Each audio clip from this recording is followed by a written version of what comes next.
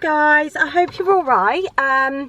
This is now my 36-week vlog, which is really quite scary. Today is currently Thursday, so it's the 8th of September, and I am just about to go to my gap scan, so that's a growth scan if you don't know what that is, and also have my second to last appointment with my consultant. I have one on my due date of 40 weeks, but yeah, so this will be a really interesting one as we will be having a look to see whether or not baby is still breech, and yeah, taking it from there, potentially booking an ECV if not. So I'm meeting Marco there as he's at work today. I'm just putting on some lip gloss because I have the most horrific foundation lips ever. I also better text my husband and remind him that he needs a mask.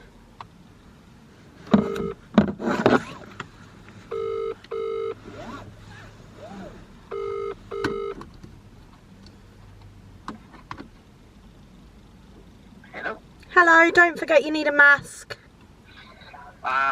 Yes. Thank you. That's alright, I'm leaving now. Oh, okay, already? Well, we said we'd meet there at 2, and like I said, it's visiting hours, so it's going to be a nightmare to park. Alright, okay. Right, I'll see you in a bit. Alright, love you, bye. Alright, love you, bye. We literally said this morning we will leave at 1:45 because the appointment's at 2:10, and visiting hours are 2 till 4, so we are going to need to park. Obviously, only one of us was paying attention to that minor detail.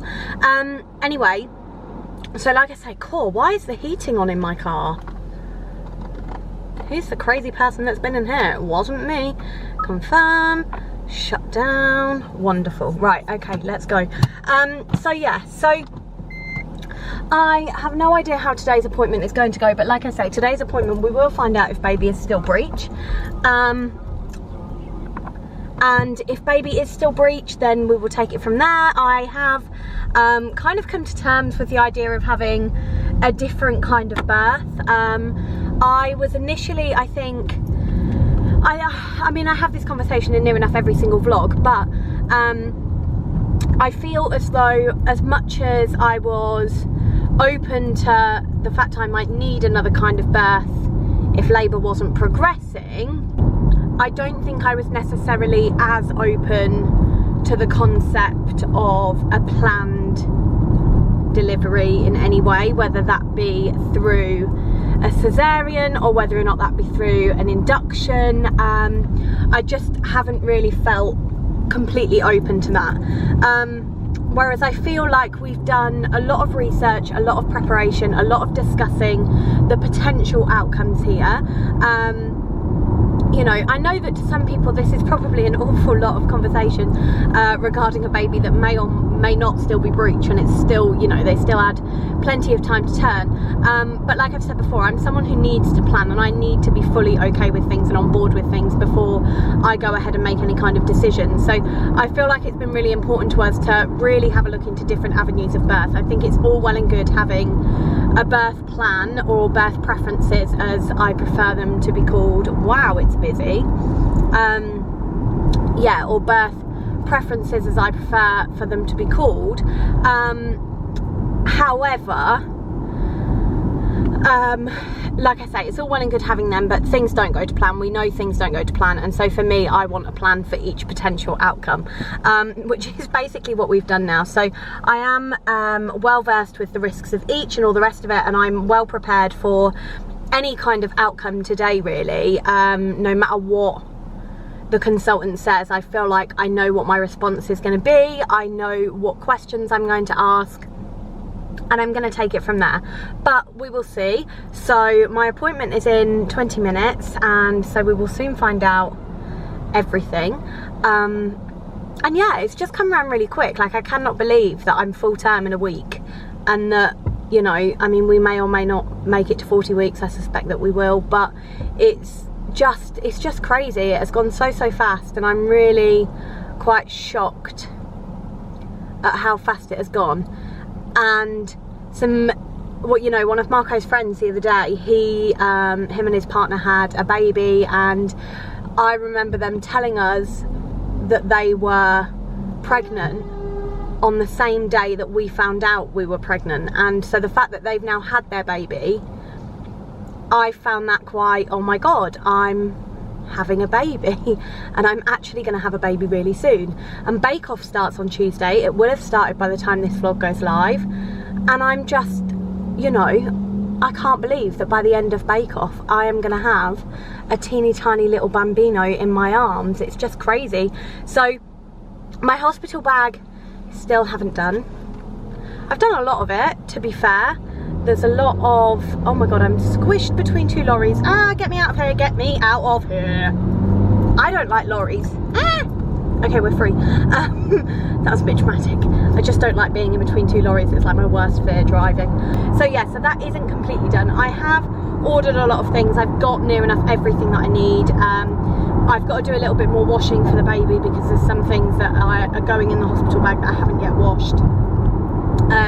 But we have everything now, I think. I'm pretty sure everything on my list is ordered. I've ordered, or I did order, sorry, like some little travel bottles for things like shampoo and body wash, so I could just decant those rather than taking the whole bottle. I bought some Ziploc bags so that I can label everything, so anything I need, Marco's not got to kind of mess around looking in the bag for anything. He can just quite literally get them out the bag, and there we go. So I'm going to separate them into like toiletries, underwear, different sized outfits for the baby, so on and so forth. So I feel like things are coming together. I feel like the organisation kind of panic is over. We still have to put up the Moses basket, and I still need to put the car seat in the car, and we are going to do that this weekend. So I'm 36.5 weeks. I know that obviously if we have an accident or anything like that, then it will need replacing, but I feel like we are close enough now to do it. And I think, you know, I've had lots of advice around that, and I've just kind of gone with what's right for us and what we've decided to do. So that's what we're going to do. We're going to get it in the car this weekend, so I'll be 36.5. But I just don't want, I don't know, the less things that Marco has to do while I'm in hospital, things like that, the better. And I think I've spoken to a lot of people, and a lot of people did do it around that time, so I've just decided that, you know, we just think it's the right time for us to do it, so that's what we're going to do.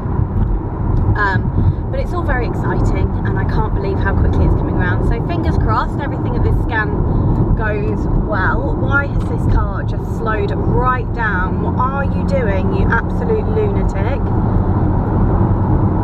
He's on his phone. Shock horror. He's on his phone. So yeah, so we'll see how this scan goes, and I will check in with you very, very shortly for hopefully a positive update, hopefully an update to say that baby is head down, baby has grown nicely, and that we're on track for a spontaneous birth. But if not, well then we might have a whole new birth plan to discuss. So I will see you very, very shortly. Good morning. I haven't uploaded for a couple of days. I haven't filmed for a couple of days. Today is Tuesday, and today is actually my last day at work. So I wasn't due to finish until tomorrow, but because there is now a bank holiday on Monday because of the Queen's funeral, we got extra hours of annual leave. So I decided that I would use mine this week and finish on Tuesday instead of Wednesday.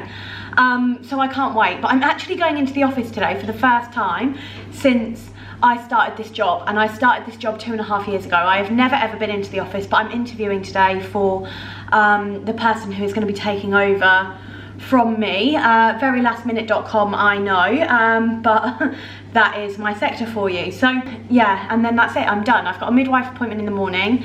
I'm going to update you all with regards to my birth and my birth plan and everything else after that appointment. Just because I want to talk to my midwife, but a lot of things have changed, so I will talk about that in a lot more detail tomorrow.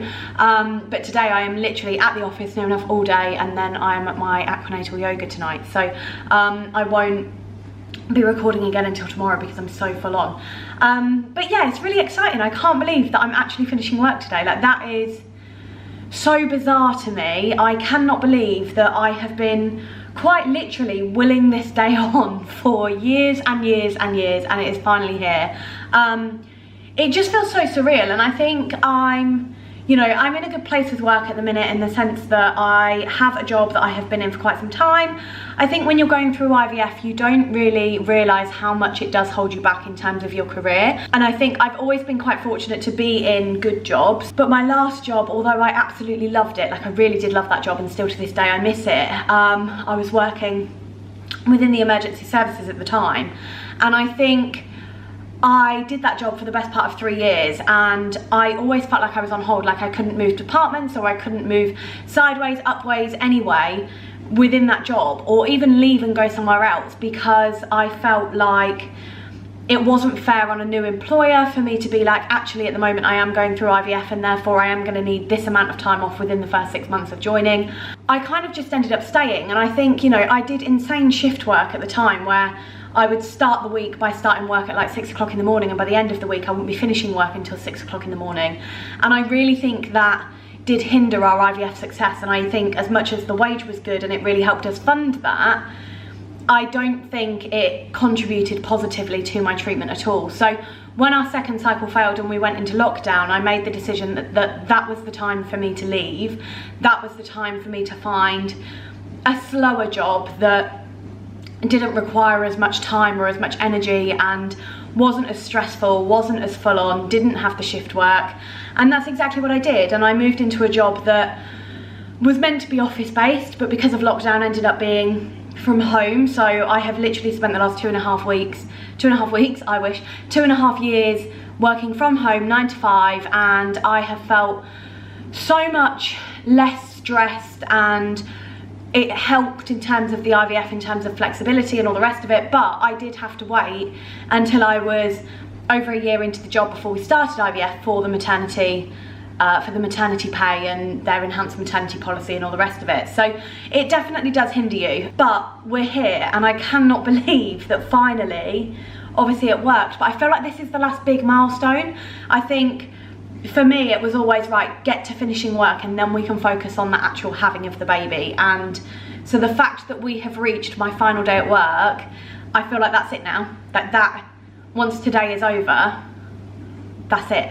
And the next thing is the baby, which is just crazy, and I really can't believe it's here and that it is so close now. So this week I will be turning 37 weeks. I'm full term, so realistically, you know, if my body wants to do it naturally, baby could come anytime, which is just crazy. Like, how has it gone so fast? So this week I've also started harvesting colostrum, so I've been doing that over the weekend.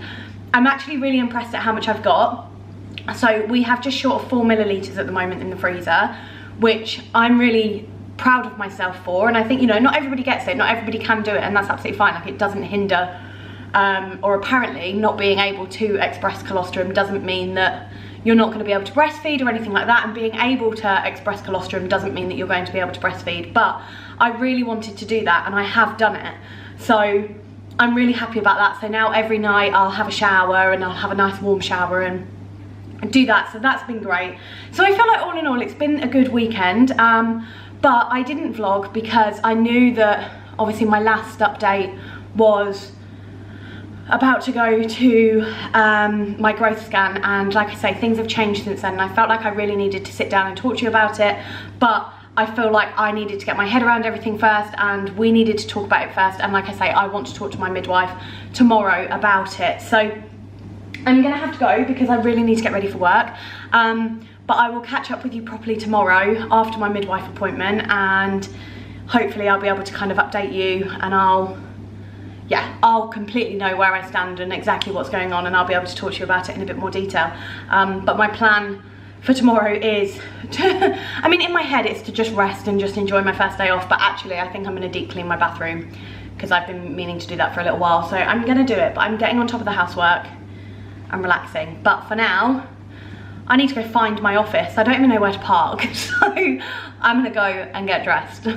I feel like this week's vlog has just kind of passed me by, so I'm really sorry for that. I think the last time we spoke was yesterday, and I was finishing work. Today has just completely and utterly flown by. So I finished work last night, I went straight to my antenatal class, I got home, had dinner, and then I was knackered. It was Bake Off. So obviously I watched Bake Off, and then that was it, I was asleep. So today was my first day of maternity leave. I did have to attend a meeting this afternoon, which, to be honest, I'm really glad I attended. So I had a midwife appointment this morning. I got back, I had my meeting, I filmed Wednesday's vlog, edited that, got that uploaded. I then did some like DIY bits in the bedroom that needed doing, took Bruce out for about an hour and a half, came back, cleaned the house, had dinner, and now we're here. So I feel like the time has just completely and utterly passed me by.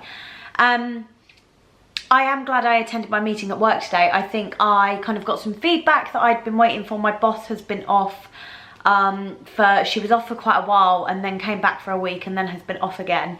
So she came back today, so I kind of just missed her because I ended up taking today's leave. So it was actually quite nice to catch up with her, to get that feedback that I'd been after, and we've kind of left like, it was really good. I felt really burnt out with work lately. I feel like it's been really, really busy. Because it's summer, we've been quite short-staffed, and I feel like I've been really carrying a lot of the load over the last like 2 months or so. So it was nice to kind of have that conversation. I feel like rather than finishing work feeling like, oh my God, I really needed that, and feeling burnt out and frustrated and all the rest of it, I actually feel quite positive. So it was a really good ending, and I'm glad that I attended that meeting actually. So my maternity leave kind of officially starts tomorrow. I'm on annual leave for 3 weeks, and then my maternity leave starts on my due date. My actual maternity leave will be brought forward, so they will change the date kind of in terms of like my pay and things like that, because I'm being induced. So I thought I would kind of sit down and talk to you now about that. I think one of the reasons this vlog has kind of been quite literally like 2 days of just catch-ups is because my scan on Friday didn't quite go the way I anticipated it going. I didn't expect to be leaving that hospital with an induction booked in. I did not expect to be leaving that hospital knowing the date that my baby was going to be kind of not potentially brought into the world, but effectively, you know, I didn't plan on having a date. I expected to go to this scan on Friday and be told that baby was either head down or was still breech. I expected to be told that I was possibly going to need an ECV and to book that in at most, and otherwise that was that, and I expected to leave the hospital if baby was head down and that'd be it.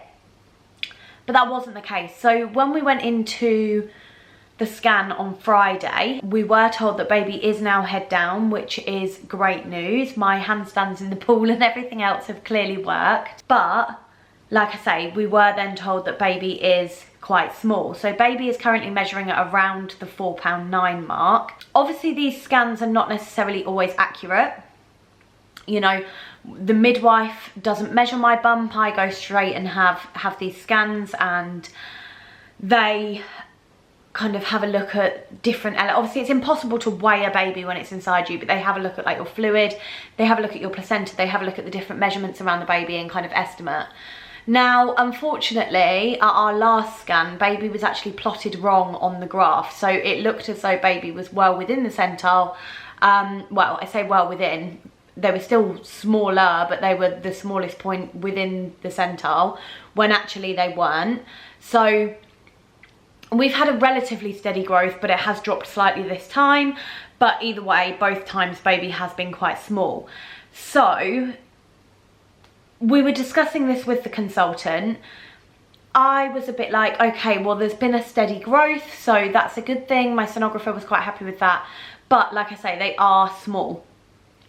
So we were talking to the consultant, and the consultant basically said, because I have other risk factors, one of my risk factors is deep vein thrombosis, so I'm on blood thinners for that. So that doesn't really come into play here at all. But another one of my risk factors is something to do with my placenta, where my placenta potentially doesn't work properly. The later on in my pregnancy I get, the more likely that is to come into play. So my low PAP-A has something to do with that as well, which is why I'm on the aspirin.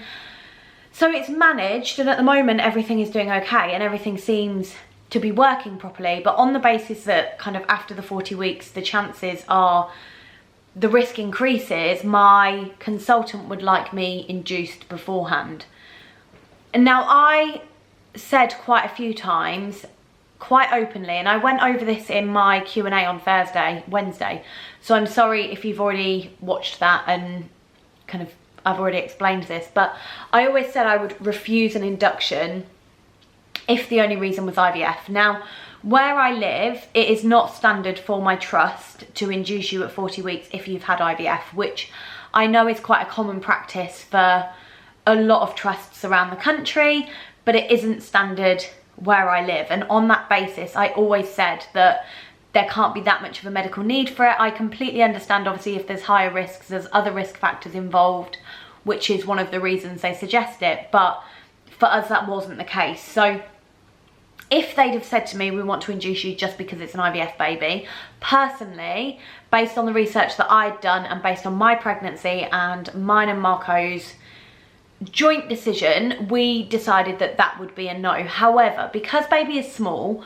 although we know that it might be wrong and baby might be a perfectly normal size, and by the time they're born they probably will be a normal size, we just decided that sometimes actually they can also be right, and so we just felt it was a safer option. Now, I asked a lot of questions because I think there's a lot of Instagram experts out there. I think a lot of people are very anti-induction. I think a lot of people are very anti any kind of medical intervention. And whilst I think there is a place for it, I also think that it can be a little bit dangerous. And I think whilst people are more than capable of doing their research and advocating for themselves, I think sometimes people dismiss the medical professionals because of something that they've seen on social media. I personally, whilst I completely understand the want to advocate for yourself, and like I say, it's one of the reasons that I asked so many questions, because I knew that I wouldn't say yes to an induction unless I felt it was needed. I also feel like the medical professionals have to be trusted, and they're professionals for a reason. I am not. So what I find on Google, whilst may have some substance, doesn't necessarily have loads of substance. And so for me, it was important to have a conversation and to weigh up all the options. So I did speak to my consultant about the fact that there's a lot that goes around that says an induction is more painful, that you're more likely to need a forceps delivery if you have an induction. You are more likely to have a C-section if you have an induction. They kind of, I say debunked. I don't think they debunked it as such, but I think they reassured me a lot with regards to that. And actually I came home and I googled some statistics and I had a look and, you know, I think a lot of the information that I had got previously was perhaps questionable with regards to, you know, how much your risk increases with an induction, and whether or not that risk of a C-section is increased because of the induction itself or because of the factors that lead to you needing that induction, and so on and so forth. So, you know, we really discussed it, and I think I have been very, very lucky in that throughout my whole pregnancy, bar one appointment, I have had the same midwife and the same consultant. And so I felt really comfortable in asking those questions, in listening to the medical need for the induction, what my options would be if I said no, etc, etc. So we just decided, we spoke about it at great length, and we decided that it was the right decision for us and that actually we were happy to go ahead. So it will be a case of me calling on a certain date. That date is quite soon. It isn't too early, but it's before my due date. It's around the 39-week mark. I will have to phone up the morning of. If there's room for me, I will then go in. If not, they will call me. I have the option to go into one of 2 different hospitals. And yeah, it will start with the pessary and then it will go from there, and it will progress. And if my labour isn't progressing or whatever, then obviously there's different methods of induction. But that's how it will go. And we're quite lucky in the sense that Marco's allowed to be there for a 12-hour period during the day, and then if I'm not in labour, he will have to go home and then come back either the following morning or when I am in labour. But the way I see it is I'm happier going in for a planned induction than I am a planned C-section, because it's not a C-section, and the recovery of a C-section I think is just something that really bothers me. You know, if it has to happen, it has to happen, but it's not something I would choose to do unless I had to. But I am quite okay with it. I feel like, you know, we're going to go in, we know the day that we're going into hospital. I don't know what day my baby's going to be born. I know the date I'm going into hospital, but that doesn't mean it's going to happen on the same day. You know, inductions can take a while, labour can take a while. So put the two together, I might be in there for quite a few days, but it's made it easier in terms of Marco's work. It's made it easier in terms of getting a dog sitter for Bruce and knowing exactly where he's going to be and when he's going to be there. It's made it easier in that I know I'm going to leave this house absolutely spotless and I'm going to come home to fresh bed sheets and a clean house. So there are definitely perks, and I think I kind of came away from that appointment feeling nervous because it's soon. I felt like I had lost some time. I felt sad that my pregnancy was coming to an end and that it really is, I'm really not going to be pregnant anymore, and this really might be the only time I get to do that. So I felt sad about that, but I also felt excitement. And I kind of got home on the Friday night, and one of the reasons I didn't vlog was because I feel like although I'd made my decision, I was really doubting my decision, and I was wondering whether or not the decision that we had made was the right one, or whether or not I made that decision too quickly. And the good thing is that I can cancel at any time. I am well within my rights to phone up and say, do you know what, I don't want this anymore, I just want to leave it. I can do that. At the end of the day, the choice is mine. I have the mental capacity to make that decision, and therefore it is up to me. However, I then posted about it on Instagram because I thought, I just felt like I needed to hear other people's stories. And actually, as much as, you know, I did say in my post that we had made that decision and we were confident it was the right decision for us, and we were, I didn't want to hear negative stories, because whenever I've kind of read about induction or spoken about induction, or induction's been mentioned on Instagram, I feel like I've been really flooded with negative stories, and I've never really read that much positive about inductions. But actually I found a website called Positive Inductions. They have a Facebook group where people post in there, very similar to Positive Birth Company, but about inductions. So that I found really, really useful. But I posted on Instagram and I specifically asked not to be told negative stories. If anything, I needed encouragement with that, and I was absolutely flooded with positive stories and people telling me about their inductions and how, you know, if they were to fall pregnant again, they would opt for an induction, all these different things. And it actually made me feel really, really good. And it was what I needed to kind of reinforce my confidence and reinforce my feelings of, I have made the right decision here. And Marco came home from work on Saturday, and I said to him, do you think we've made the right decision? Like, hand on heart, are you just going along with this because I said I was happy with it, or are you 100% on board and think we're making the right decision? And he promised me that he absolutely believes we are making the right decision. He would not have sat there and said, yes, let's do it, if he had any doubts. And he is very, it's me that's going through it, it's me that has to give birth. He will let me be in the driving seat here, and whatever I want, he will support, providing it's not dangerous. But I needed to make sure that he was 100% on board with this, and not just agreeing because I said yes. So that was really positive. And then today, so I've had kind of like a few days to process it and, you know, tell our families and talk to our families about the date and make arrangements and all the rest of it. So everything is kind of sorted now. It's all booked in, which is just crazy. And then today I had my midwife appointment, which was really positive. I really like my midwife. I get on with her really well. I think she's absolutely fantastic. I think she's lovely. And she went over everything with me, went over all my birth preferences. The only thing that might change is that I had said that I would like a water birth. Because I'm going to need monitoring, that might not be easy. But she said just to talk to them on the day, see how things are going, and see what can happen. And I'm quite happy with that. Like I say, the whole way through, I have said that these are preferences, not a plan. And you know, there's not a huge amount of pools where I'm going anyway.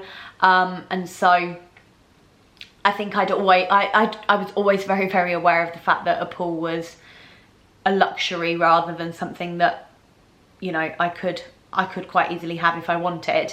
So I was talking about that with her today. She was great. She went over all my birth preferences with me in great detail, kind of explained everything, what different things meant.